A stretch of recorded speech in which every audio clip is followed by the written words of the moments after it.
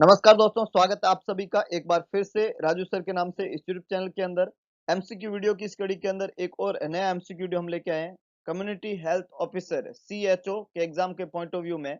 और आज के हमारे एमसीक्यू वीडियो का टॉपिक है common neonatal and child health problems. है ना, ये टॉपिक जो है पीछे रह गया था सिलेबस के अकॉर्डिंग में, तो इसको अब आज के इस वीडियो लेक्चर में हम कवर करेंगे और फिर सिलेबस को कंटिन्यू करेंगे नेक्स्ट टॉपिक के साथ में। तो आप लोगों से गुजारिश, फटाफट से लिंक को शेयर कर दीजिए, चैनल को लाइक कर दीजिए और चैनल को सब्सक्राइब कर दीजिए और मैक्सिमम लोगों तक इस वीडियो लेक्चर को पहुंचा दीजिए ताकि वो बेनिफिट उठा सके इस बेहतरीन क्लास का। हाफ एन आवर की ये नेक्स्ट हाफ एन आवर की ये जो क्लास अपनी रहेगी, इस जर्नी की तरफ हम बढ़ेंगे मैक्सिमम लोगों के साथ में, तो आई थिंक मैक्सिमम लोग जो है इसका फायदा उठा पाए। तो फटाफट से लिंक को शेयर कर दीजिए, चैनल को लाइक कर दीजिए। शुरुआत करते हैं हम इस बेहतरीन क्लास की एक बेहतरीन थॉट के साथ में। और किसी ने बहुत अच्छा कहा है कि every morning you have two choices. जब भी आप सुबह रोजाना उठते हैं तो आपके सामने दो चॉइस होती है ना। Continue to sleep with your dreams और wake up and chase them. पहली चॉइस है आपकी continue to sleep with your dreams, अपने सपनों के साथ में लगातार सोते रहो, अपने सपनों के साथ में लगातार नींद में सोते रहो। और दूसरा दूसरा आपके सामने ऑप्शन है वेकअप एंड चेज देम।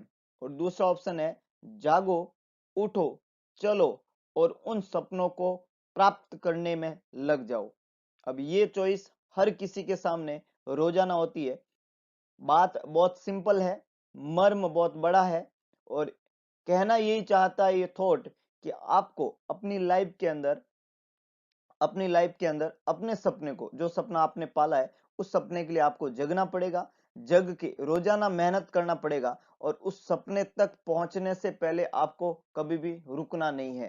तो you have to wake up, you have to go for chase your dreams and once you have desire, you have hunger to achieve that particular dreams, you will be get succeed.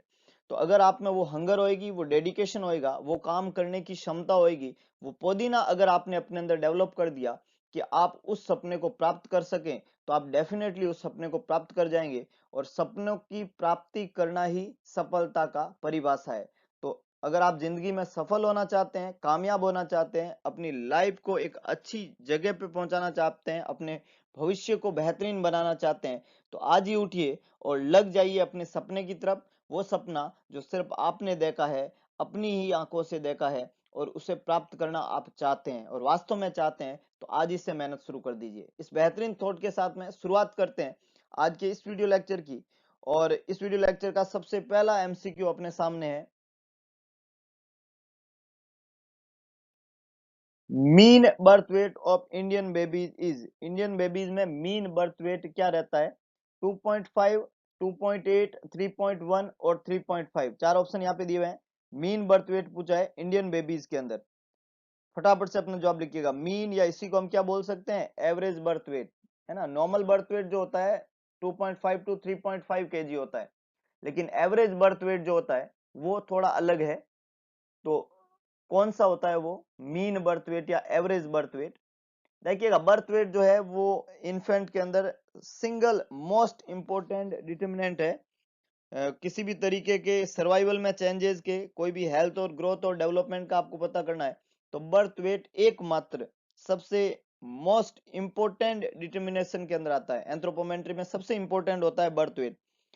ये जो birth weight है ये single best measures माना जाता है physical growth का। किसी भी बच्चे का फिजिकल ग्रोथ हो रहा है कि नहीं हो रहा है, इसका बेस्ट मेजर अगर आपको पूछे तो भी क्या रहेगा? वेट रहेगा, है कि नहीं है? बहुत इंपॉर्टेंट है वेट। और वेट जो है उसको मेजर करने के लिए, है ना, पहले घंटे के अंदर वेट को मेजर करने के लिए साल्टर स्केल काम में लिया जाता है कम्युनिटी सेटअप में। साल्टर स्केल याद रखिएगा।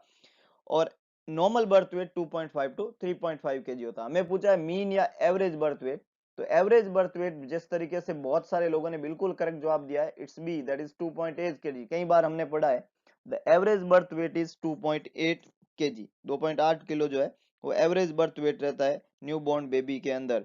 और जिस इंस्ट्रूमेंट से इसको मेजर करते हैं उसको नाम दिया हमने साल्टर स्केल। बर्थ वेट जो है वो 2.5 केजी से कम होता है उसको लो बर्थ वेट बेबी कहते हैं। 2.5 केजी से कम हो जाए, लेस हो जाए, इसको एलबीडब्ल्यू बेबी के अंदर काउंट किया जाएगा।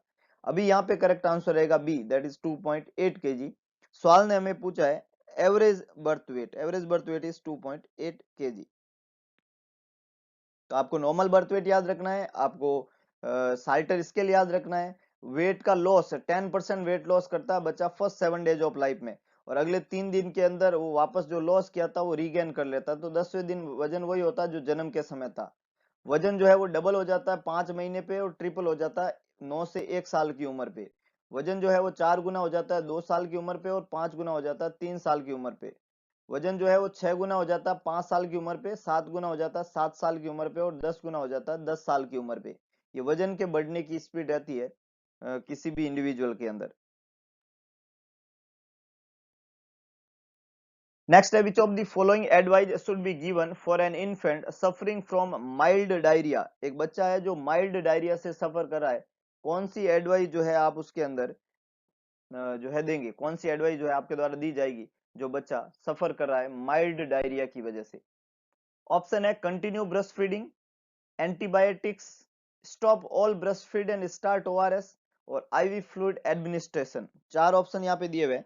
एक बच्चा न्यूबॉर्न बेबी कंटिन्यूस उसको सफर कर रहा है बच्चा माइल्ड डायरिया से, तो क्या एडवाइस किया जाएगा आपके द्वारा? मोस्ट इंपोर्टेंट एडवाइस यहाँ पे क्या रहेगा? कंटिन्यू कहेंगे ब्रेस्ट फीडिंग का, एंटीबायोटिक्स देंगे, सभी ब्रेस्ट फीडिंग बंद करके ओआरएस शुरू कर देंगे, या इंट्रावेनस फ्लूइड एडमिनिस्ट्रेशन करेंगे? बहुत ही बढ़िया, बहुत ही शानदार। मैक्सिमम पीपल जो है वो ठीक जवाब दे रहे हैं, लेकिन कुछ लोगों ने गलत जवाब भी दिया है। जो लोग डी जवाब दे रहे हैं वो बिल्कुल खोटा है। डी जवाब यहाँ पे नहीं बनेगा, डी जवाब जो है वो खोटा है, क्योंकि बच्चे को सिर्फ माइल्ड डायरिया है और कहीं भी ये नहीं लिखा हुआ है बच्चा जो है ओरली एक्सेप्ट नहीं कर रहा है। आईवी फ्लूइड तब प्रीफर करते हैं जब कोई बच्चा ओरली एक्सेप्ट नहीं करता है, तो ये बिल्कुल खोटा जवाब है। ब्रेस्ट फीडिंग कभी भी बंद नहीं करनी होती है, इसलिए ये भी खोटा जवाब है।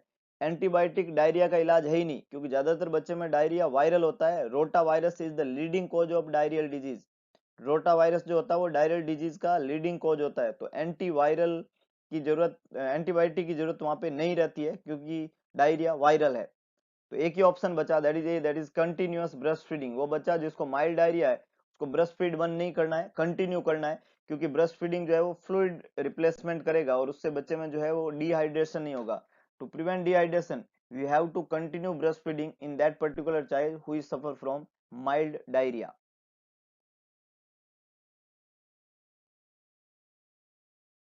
The term used for babies born as a result of retarded intrauterine fetal growth is, वो टर्म जो यूज किया जाता है किसी भी बेबी के अंदर जो बोर्न हुआ है retarded intrauterine foetal growth, foetal life के अंदर यूट्रस के अंदर अगर बच्चे की ग्रोथ में रिटार्डेशन हुआ है तो उसके लिए कौन सा टर्म यूज किया जाता है, ये क्वेश्चन ने पूछा है। ऑप्शन देखिएगा, बहुत बढ़िया, कुछ लोगों ने बिना ऑप्शन के जवाब दिया है, उसको आईयूजीआर कहते हैं इस तरीके से, intrauterine growth retardation. Let's see, preterm baby, low birth weight baby, small for date babies, retarded babies, which is the correct one? फटाफट से जवाब लिखिएगा। वो बच्चा जिसका यूट्रस के अंदर ग्रोथ में रिटार्डेशन हुआ है, कौन सा टर्म यूज करेंगे? Preterm, low birth weight baby, small for date babies, retarded babies. बहुत अच्छे, बहुत अच्छे। बहुत सारे लोगों ने यहाँ पे खोटा जवाब डाला है। डी बिल्कुल खोटा जवाब है, रिटार्डेड बेबीज नहीं कहते हैं उसको। आईयूजीआर बोल सकते हैं, इंट्रायूटाइन ग्रोथ रिटार्डेशन है, पर रिटार्डेड नहीं है। रिटार्डेड तो मेंटल रिटार्डेड भी होता है, तो रिटार्डेड बेबीज को नहीं बोलेंगे। अगर आप डी लिख रहे हैं तो ये खोटा जवाब है, प्लीज चेंज करिएगा। डी जवाब यहाँ पे नहीं रहेगा। जिस बच्चे का यूट्रस में ग्रोथ में रिटार्डेशन होता है उसको क्या बोला जाएगा? प्रीटर्म बेबी उसको बोलते हैं जिसका जो है टर्म एज से पहले बर्थ हो गया है। 37 वीक जो है वो टर्म एज होती है, उससे पहले अगर बच्चा बर्थ हो रहा है, लेस देन 37 वीक अगर बच्चा पैदा हो रहा है, तो उस बच्चे के लिए टर्म काम में लिया जाता है प्रीटर्म। उस बच्चे को क्या बोला जाता है? प्रीटर्म। 37 to 42 वीक को टर्म बेबी कहते हैं, और 42 वीक के बाद में अगर कोई बच्चा पैदा हो रहा है 42 वीक के बाद में, तो उसको पोस्ट टर्म बेबी कहते हैं। क्या कहते हैं? Post term. 42 वीक के बाद में पैदा हो रहा है, तो ये तो टर्म, प्रीटर्म और पोस्ट टर्म की डेफिनेशन रहती है। लो बर्थ वेट बेबी जो है, जिसका बर्थ वेट जो है वो 2.5 kg से कम होता है, 2.5 किलो से अगर कम है तो बच्चे को लो बर्थ वेट बेबी कहते हैं। 1.5 kg से कम है तो उसको very low birth weight baby कहते हैं, very low birth weight baby, है ना, और लो बर्थ वेट बेबी। और इसके अलावा अगर किसी बच्चे का वजन 1 किलो से कम है तो उसको extreme low birth weight baby कहते हैं, extreme low birth weight baby. तो 2.5, 1.5 एंड 1 ये अलग अलग क्राइटेरिया है वजन का, तो ये भी यहाँ पे जवाब नहीं बनेगा। तो ए, बी और डी तीनों ही खोटे जवाब है। सी बिल्कुल करेक्ट आंसर है, स्मॉल फॉर डेट बेबीज। उस बच्चे का ग्रोथ में रिटार्डेशन हो गया, तो मान लो वो बच्चा 37 वीक पे पैदा हो रहा है, ये तो इसकी बर्थ वेट डेट है कि भाई इतनी तारीख को ये पैदा हुआ, लेकिन उस तारीख को जब वो पैदा हुआ उससे बच्चा क्या रह गया, स्मॉल। क्यों रह गया? क्योंकि उसकी यूट्रस में ग्रोथ में क्या हुई, रिटार्डेशन। तो बच्चे की इंट्रा यूट्राइन जब ग्रोथ रिटार्डेशन होती है, तो बच्चा जिस एज में, जिस डेट पे वो बर्थ होता है, उस बर्थ से वो छोटा रह जाता है, और छोटे रहने को स्मॉल कहते हैं। और इस बच्चे को हमने नाम दे दिया small for date babies. The baby born prior to the date, और वो डेट क्या थी, जो उसकी डेट है उससे बच्चा पहले पैदा हुआ, पहले नहीं, उससे बच्चा कम वजन का पैदा हुआ, या ग्रोथ रिटार्डेड बेबी पैदा हुआ। तो C is the correct one.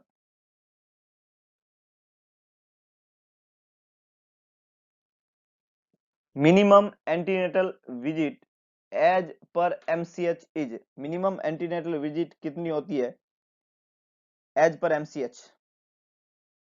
MCH is the maternal and child health, उसके अंदर मिनिमम एंटीनेटल विजिट कितनी होती है, क्वेश्चन ने पूछा है। 1, 2, 3, 4, या आप 5 भी बता सकते हैं, है ना। यहाँ पे 5 ऑप्शन देता हूं मैं आपको, क्या कितनी होनी चाहिए minimum antenatal visit as per MCH guideline?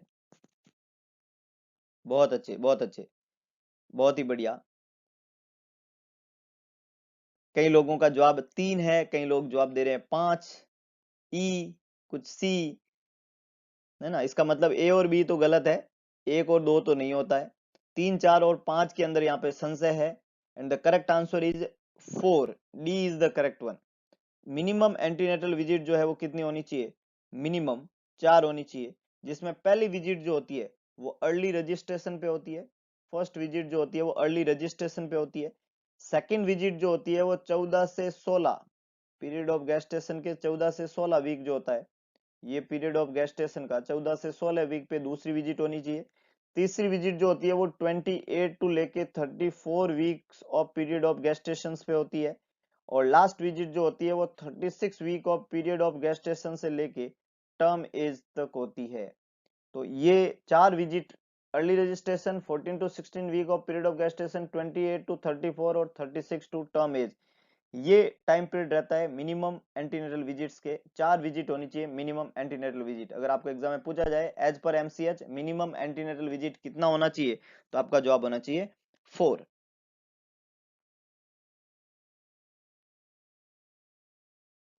The best parameter for assessment of chronic mall nutrition is, chronic mall nutrition को अगर बच्चे में आपको असेस करना है तो उसका बेस्ट पैरामीटर कौन सा रहेगा? ऑप्शन है weight for age, weight for height, height for age, and any of the above. 3 option यहाँ पे लिखे हुए हैं।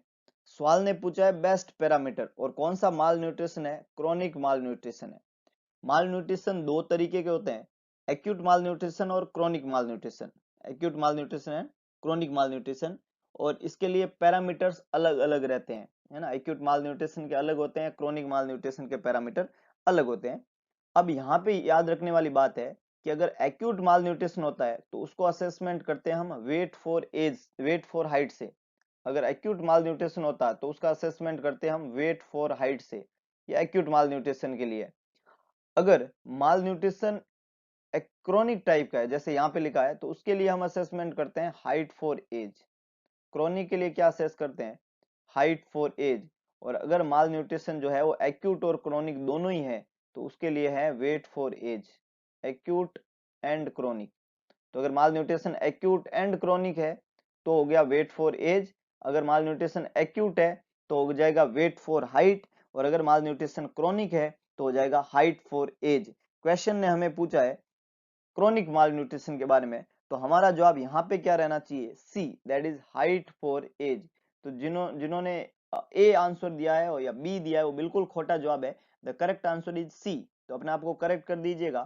क्रोनिक माल न्यूट्रिशन के लिए height for age is the best parameter, acute malnutrition के लिए वेट फॉर हाइट, और एक्यूट एंड क्रोनिक के लिए weight for age is the best parameter for the assessment of malnutrition in particular children.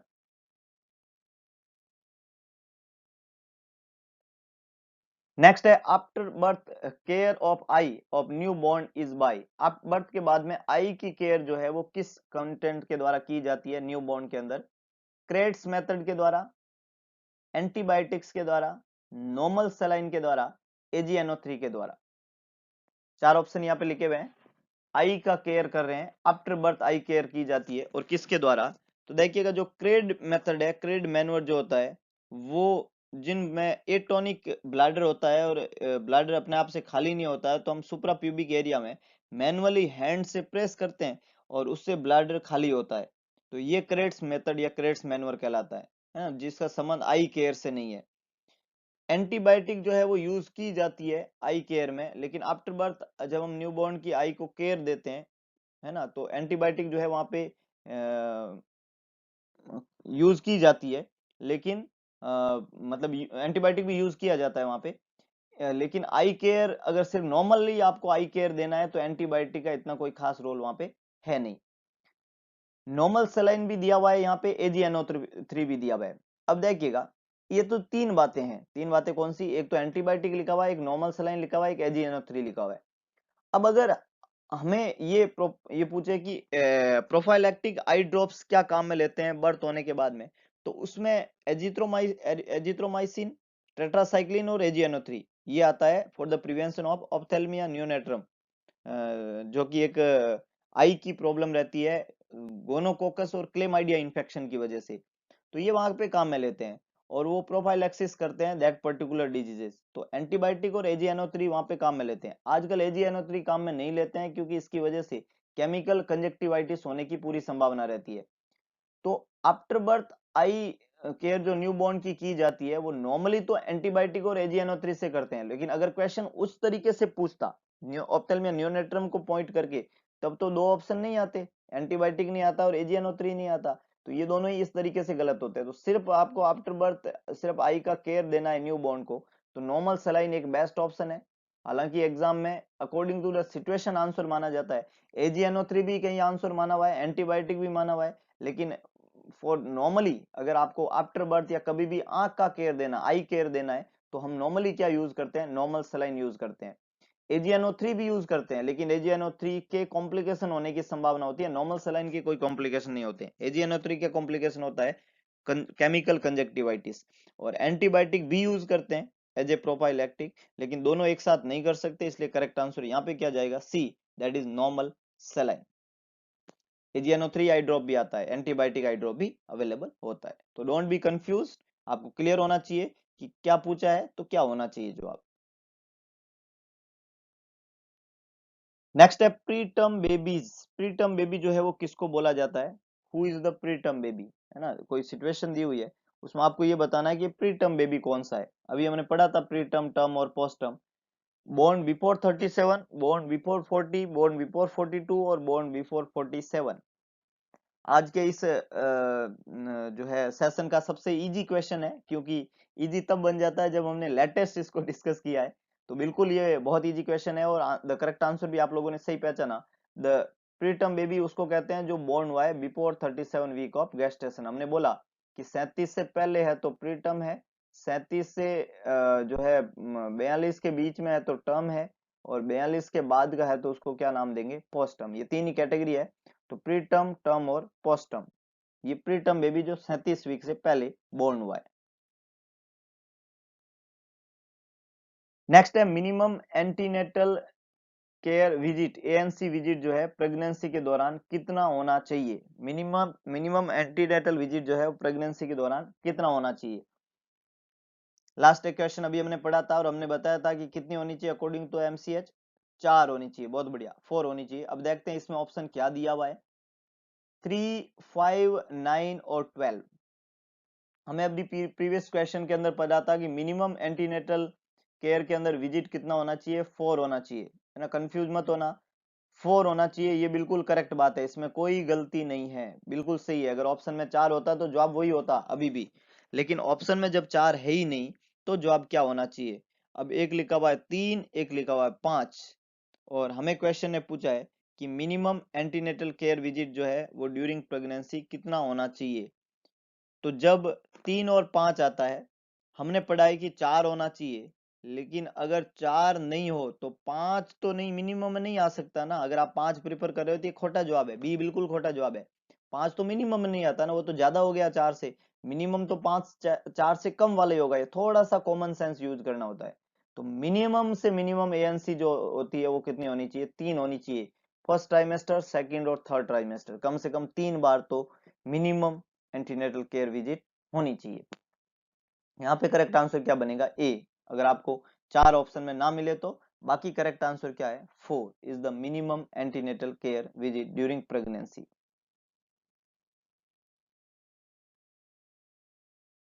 Most common cause of low birth weight baby. Most common cause of low birth weight baby is, LBW baby के होने का सबसे most common कारण क्या है? कोई भी बच्चा अगर लो बर्थ वेट बेबी पैदा होता है, एलबीडब्ल्यू बेबी पैदा होता है, तो वो एलबीडब्ल्यू क्यों है? उसका बर्थ वेट कम क्यों है, लो क्यों रह गया? उसका मोस्ट कॉमन कारण क्या है? क्वेश्चन ने पूछा है। Prematurity, infections, anaemia, diabetes. 4 option है। सवाल ने पूछा है मोस्ट कॉमन कोज क्या है लो बर्थ वेट बेबी होने का? Prematurity, infection, anaemia, diabetes. 4 option है, कौन सा करेक्ट होना चाहिए? Prematurity is the cause of low birth weight baby, infection is the cause, anaemia is the cause, और either diabetes is the cause. What is the most common cause of LBW baby के होने का सबसे common कारण क्या है? बहुत अच्छे, बहुत अच्छे। मैक्सिमम पीपल बिल्कुल करेक्ट डायरेक्शन में है and the correct answer is yes, it's prematurity.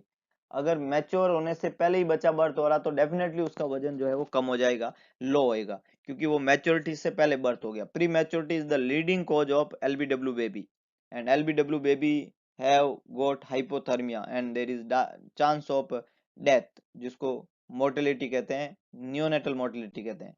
इसलिए न्यूनेटल मोर्टेलिटी का भी बड़ा कारण प्री मैच्योरिटी है। प्री मैच्योरिटी वाले बच्चे एलबीडब्ल्यू होते हैं, एलबीडब्ल्यू वाले बच्चे हाइपोथर्मिया में जाते हैं, और हाइपोथर्मिया जो है बच्चे में डेथ का कारण बनता है। साइलेंट किलर बोलते हैं हाइपोथर्मिया को, और वो डेथ का बड़ा कारण बनता है। तो जिसकी जड़ प्री मैच्योरिटी रहती है, इसलिए pre maturity is the leading cause of neonatal mortality. Infant mortality rate is number of infant death पर। इन्फेंट मोर्टेलिटी रेट जो है उसमें उसको ज्ञात करने के लिए नंबर ऑफ इन्फेंट डेथ जो है वो पर किस बेसिस पे निकालते हैं? व्हाट इज द क्राइटेरिया कि number of infant death per 1000 total birth, 1000 live birth, पर 1000 प्रेगनेंसी, पर 100 लाइव बर्थ। कैसे हम निकालेंगे infant mortality rate, IMR? Infant mortality rate ज्ञात करने का डिनोमीटर क्या है? Per 1000 total birth, 1000 live birth, 1000 pregnancy, per 100 live birth. बहुत बढ़िया, maximum people are correct, it's a, that is 1000 total जो बर्थ होते हैं, लाइव बर्थ, उसके ऊपर, है ना। तो 1000 टोटल जो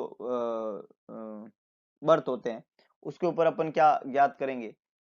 इन्फेंट मोर्टेलिटी रेट, है ना। तो total 1000 live birth, sorry it's B, total 1000 live birth. Infant mortality rate जो होती है वो टोटल 1000 लाइव बर्थ जो है उसके ऊपर निकालेंगे इन्फेंट मोर्टेलिटी रेट। तो बी यहाँ पे करेक्ट आंसर है। टोटल 1000 लाइव बर्थ के ऊपर हम ज्ञात करेंगे infant mortality rate, death per 1000 live birth. Next है commonest cause of perinatal mortality in India. India के अंदर पेरीनेटल मोर्टेलिटी का कॉमन कोज क्या है? पेरीनेटल मोर्टेलिटी क्या होती है, पेरीनेटल पीरियड क्या होता है, और उसका कॉमन कोज क्या है? ये दो बातें यहाँ पे इंपॉर्टेंट है। प्रीमेच्योरिटी, बर्थ इंजुरीज, मेटाबॉलिक और कंजेनाइटल। 4 ऑप्शन यहाँ पे लिखे हुए हैं, प्रीमेच्योरिटी, बर्थ इंजुरी, मेटाबॉलिक और कंजेनाइटल। क्वेश्चन ने क्या पूछा है? कॉमन कोज क्या है, और किसका कॉमन कोज पूछा आपको? पेरीनेटल मोर्टेलिटी का। तो पेरीनेटल क्या होता है? ये एक पीरियड है जो कि स्टार्ट होता है 28 वीक ऑफ गेस्टेशन से, 28 वीक ऑफ गेस्टेशन से, पीरियड ऑफ गेस्टेशन से इसकी शुरुआत होती है एंड इट्स एंड, है ना, 28 week of gestation to first 7 days of life, first 7 days of life, और फर्स्ट 7 डेज ऑफ लाइफ को अर्ली न्यूनेटल पीरियड कहते हैं। तो 28 वीक जो कि थर्ड ट्राइमेस्टर की शुरुआत है, तो तीसरा trimester plus early neonatal period, ये मिला के जो टाइम पीरियड बनता है उसको हम बोलते हैं पेरीनेटल पीरियड। कौन सा पीरियड है ये? Perinatal period. इस पेरीनेटल पीरियड के दौरान इंडिया के अंदर सबसे कॉमन कॉज क्या है बच्चे की डेथ होने का, मोर्टेलिटी होने का?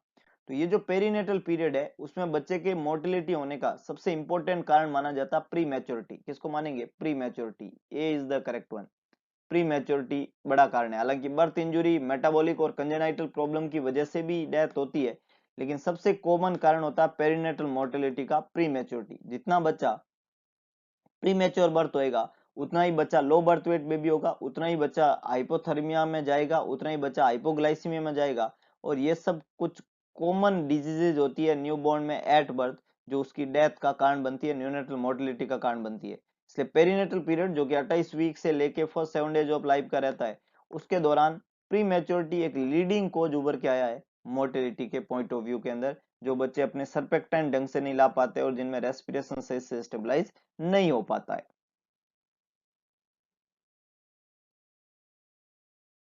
नेक्स्ट है commonest morbidity in school children is. School children के अंदर सबसे common morbidity, morbidity word is use for disease condition. कौन सी बीमारी स्कूल एज के बच्चों में कॉमन देखने को मिलती है? Common morbidity in school children, dental ailments, worm infestation, malnutrition और स्किन डिजीज।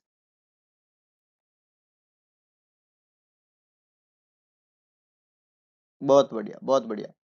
कॉमन मॉर्बिडिटी जो है स्कूल चिल्ड्रन के अंदर सबसे ज्यादा प्रॉब्लम जो है, स्कूल एज के बच्चों के अंदर सबसे ज्यादा प्रॉब्लम जो है वो डेंटल एलिमेंट्स की होती है। बात बिल्कुल सही है, ए यहाँ पे बिल्कुल करेक्ट आंसर बनेगा। इन ऑप्शंस के अंदर डेंटल एलिमेंट है ना, 1000 बच्चों के ऊपर लगभग 180 बच्चे जो है वो डेंटल प्रॉब्लम से सफर करते हैं। इसलिए कई सारे कैंप्स होते हैं स्कूल में डेंटल चेकअप के। ये कॉमन मॉर्बिडिटी है बच्चों के अंदर। वॉर्म इन्फेस्टेशन भी होती है लेकिन लेस। इसके अलावा गोइटर एक प्रॉब्लम है, डेंटल एलिमेंट के बाद में गोइटर ज्यादा होता है स्कूल एज के बच्चों में, और माल न्यूट्रिशन इसके बाद का एक कारण है। तो पहला प्रॉब्लम डेंटल एलिमेंट्स है और फिर प्रॉब्लम माल न्यूट्रिशन की है। तो यहाँ पे करेक्ट जवाब बनेगा डेंटल एलिमेंट्स। स्कूल एज के चिल्ड्रन जो होते हैं वो लगभग इंडिया के अंदर 25% टोटल पॉपुलेशन के बच्चे हैं, स्कूल एज के बच्चे होते हैं ना, 25% और मोर। ये बच्चे स्कूल एज के कैटेगरी के अंदर आते हैं। और इन बच्चों के अंदर लीडिंग कोज है dental ailments in school age life. तो ये बहुत इंपॉर्टेंट एस्पेक्ट है। अगर आपको पूछे कॉमन मॉर्बिडिटी कौन सी रहती है स्कूल एज के चिल्ड्रन में, तो जवाब क्या होना चाहिए? Dental ailments. Worm infestation, B जो है वो खोटा जवाब है। और माल न्यूट्रिशन है लेकिन ये डेंटल एलिमेंट्स के बाद में। तो ये कुछ इंपॉर्टेंट एमसीक्यू थे जो हमने आज के इस वीडियो लेक्चर में डिस्कस किए। होप सो आपको वीडियो पसंद आया होगा। तो वीडियो को लाइक करें, वीडियो को शेयर करें, कमेंट बॉक्स में अपना सुझाव जरूर डालें।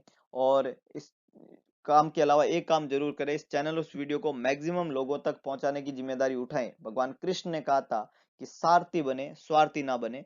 तो देखते हैं आप कितना सारथी बनते हैं, कितने लोगों की मदद कर पाते हैं। एक बार मदद करके देखिएगा, आपको अच्छा लगेगा। क्योंकि मैं ये समझता हूं कि अगर ये कंटेंट आपको पसंद है तो आप ही की जैसे तैयारी करने वाले हर वो इंडिविजुअल जिसको जो एग्जाम में सक्सेस होना चाहता है उसको भी इसी तरीके के कंटेंट की जरूरत है। और आप ही वो इंडिविजुअल है, आप ही वो हेल्पिंग हैंड्स है जो उन तक ये कंटेंट पहुंचा सकते हैं और उनके बेहतरीन भविष्य का कारण बन सकते हैं। भगवान ने हमें अगर किसी का भविष्य बनाने का कारण बनाया है तो हम खुशकिस्मत है कि हम उस वे के अंदर है, और हम खुशकिस्मत है कि हम अपनी लाइफ में कुछ अच्छा कर रहे हैं।